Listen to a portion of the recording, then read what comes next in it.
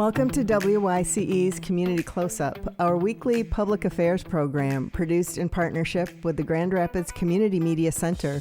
Community Close-Up brings you a diverse perspective from community leaders throughout West Michigan.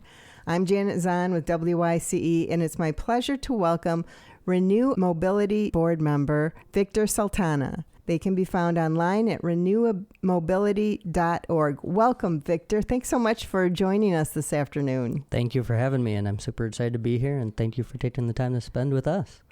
Great. So let's talk about Renew Mobility. Mobility exists to enhance independence through access to mobility equipment. Tell me a little bit more about that, Victor. Yeah, so I love it because I feel like it's a super simple process we take people through.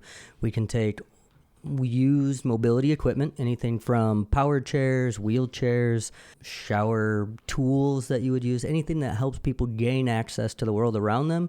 We take used donations of those, we fix them up, repair them, and then anyone in Kent County or the 7 surrounding counties can come to us, ask us for the tool that they need, and we will give it to them at no cost to them. That's fantastic. I think that providing access to equipment that is either expensive or difficult to get access to is such an amazing service to provide. Who do you serve? And talk a little bit more about how they find you. Yeah. So, well, as you mentioned in the opening, I'll start with that. To find us, renewmobility.org is probably the best place to find us. Our phone number can be found there as well, and we're located right off 29th Street near Brenton Village or Brenton area. And who are our clients? I mean, we represent the whole scale all the way through pediatrics to seniors, anyone who needs mobility tools or is seeking tools to help them with their mobility overall. So this could be someone that needs a mobility tool short-term or just permanently they need it all the time. Yes. So our clients range from people who recently found out that they need a new mobility tool or an aging adult. Yeah, aging adults, kids, everybody who it is that uses your services. Yes. It's a wide range. Yes, so it goes from pediatrics all the way up to aging adults and seniors who recently found out that they need some mobility support or had a new diagnosis, but they can come to us, and it can be for a very short term or a long-term ownership of the piece. And I love that the equipment is adding life cycle. You know, how you do your business adds life cycle to equipment that is expensive and would take up a lot of room in the landfill if people just threw it away. But people bring and donate gently used equipment to you. And sometimes those who have used it, if they're done with it, they bring it back even for another run around. Yes. So, I mean, my favorite part of the process is many times there is this full multiple life cycles that each of these tools go through. That's what originally really drew me to the organization was this sustainability aspect that we don't know. It's not one of the top things we always talk about, but it's true. And we either fix products up or at the very least, we have the right ways to dispose of them and recycle them where they need to go. That's fantastic. Yeah, you have a personal connection to the mission of Renew Mobility, Victor. Talk to me about your son and how your discovery of Renew Mobility was an important aid in him being able to go to school. Yeah. So my son's Theodore. He's 6 years old. He has muscular dystrophy in a pretty rare form.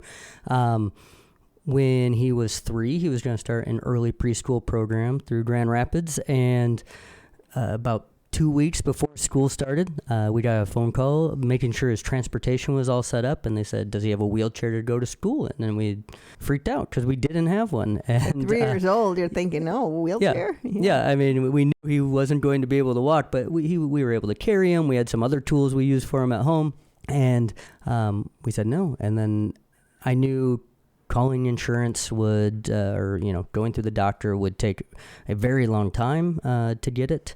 It wasn't going to be 2 weeks. And so I started Google searching, and I found Renew Mobility. I called them up. They answered. Heather answered the phone and asked me a few questions and said, yeah, we have something here that could fit Theo. Come on in tomorrow and we'll check it out. So I just thought we were going to check it out, but we showed up, they fit it to him, and we left with a brand new wheelchair to us that then a week and a half later, Theo was on the bus and they had all the proper tie-down points for the bus, and they asked us those sort of questions when we went in for it. So we've been tied to the organization ever since. That is great. I think that so often organizations get their best volunteers, including board members, from folks who've had a direct experience of service delivery, as it were. And the other thing to just remind people is that there's no cost involved. So you needed this wheelchair and you didn't have to pay for it, right? Yeah. And that's true of all of the equipment. It is given. Correct. Yes, and it's not just a warehousing situation. It's not just we bring it in and then we find a person for it. We maintain an inventory. We repair them before they're even necessarily going to go out. Someone calls us. We have trained staff and mostly volunteers, which we love our volunteers, but they come in and they will be there with you when you come for the product and fit you to it, almost in a clinical sort of style. And then even once it's in your hands, if something breaks, if the battery dies, if it's a power chair, we are full service in that sort of way. You can call us and we will help you out. And finally, one of the big things people forget about is delivery. So power chairs are heavy, scooters are heavy.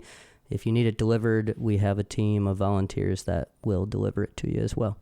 Well, that is a fantastic, as you said, full service mission that you are delivering in the interest of helping people have the kind of accessibility to basic life activities. It's a beautiful thing. How do your clients connect with you? Do they find you through the website? Do you have other presence in the community for people to access you? Yeah, I mean, there's a few other what I'll call pop-up events that we typically do that are usually hosted by other organizations. Sometimes we're at a pediatric pop-up at a campus where we show up and make sure that we're seen, and sometimes bring equipment for people to try out. But mostly I would say, yes, picking up the phone, going to our website and filling out the form. Those are the main ways that if you want to learn more about us or find out what we have, would be that. Or like everyone, Instagram, Facebook, we have good presence out there to see what we're looking for. All the ways. Yes. All the ways. How many people do you serve in a year?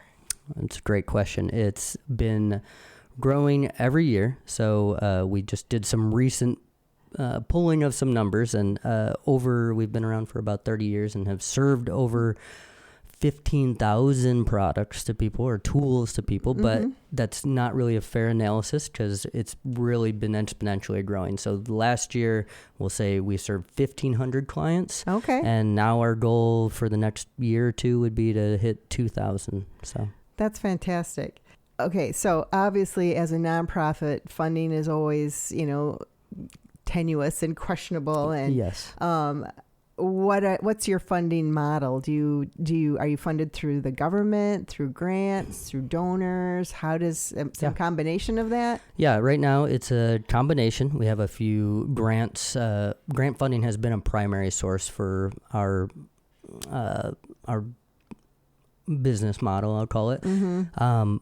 But we're making and taking some great strides to make a shift to that, because as many nonprofits know, that grant space is very, very competitive right now. So we are taking a hard look, and we'll be doing some major drives here very soon. Looking more for individual community support. Yes, right. Yes. We really need our community involved. That's been really supporting us throughout all of these years.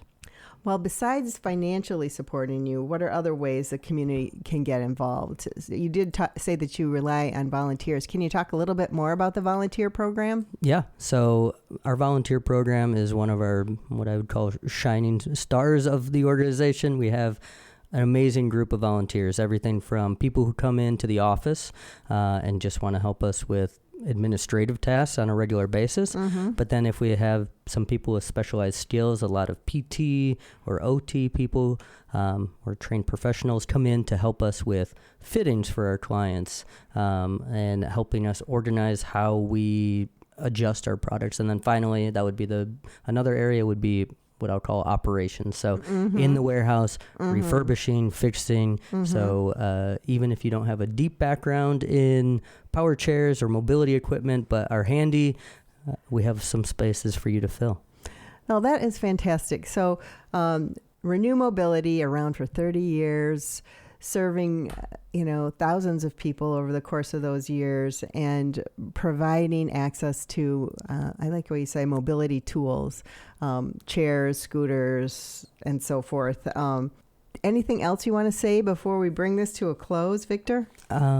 Just one, thank you for your time. And two, everyone throughout the course of their life will be affected by mobility needs. So that's what I love about the organization too, as well. Yes, we're very specific. We feel like we have a large audience that we're serving at all times. Sure. So.